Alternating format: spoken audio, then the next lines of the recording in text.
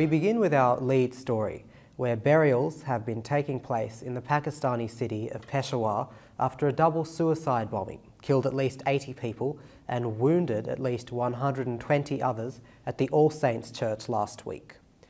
It is believed to be the deadliest ever attack on Pakistan's Christians.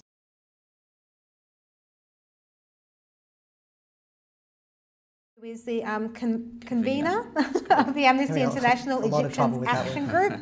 Yes, and Nour, a journalist with a special interest in Middle Eastern politics. Your time this evening, gentlemen. Thank you for having Daniel, us. now I'll start with you. Can you give us a bit of a history about Egypt and how it came to be at this point that it's in at the moment? Okay.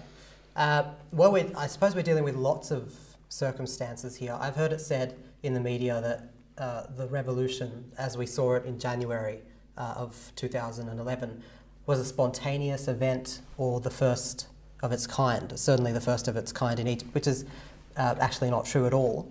We know 1954, for example, we saw Nour, I suppose some people might call that a military coup, which we're seeing again, Hosni Mubarak. Hosni Mubarak, who just stayed there for about 30 years. Yeah. And finally, in Sydney, Australia, close to 2,000 Egyptians attended a rally in Martin Place. I was there yesterday, and here's my report on events. In this rally, in Sydney's Martin Place, Egyptians have criticised the Western media's neglect of the attacks on Christian churches in Egypt.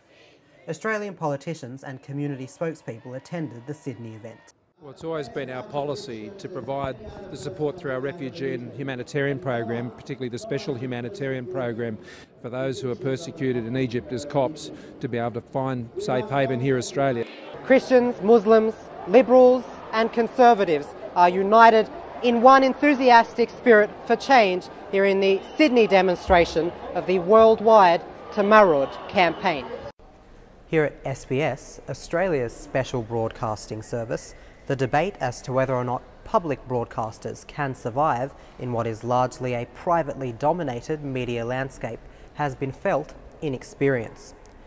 SBS plans on responding to the threats ahead by rolling out a new bevy of services, an on-demand network, and new, edgier programs geared exclusively toward younger viewers.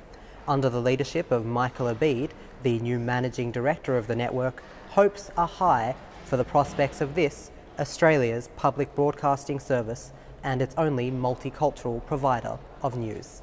Nour, World News Australia.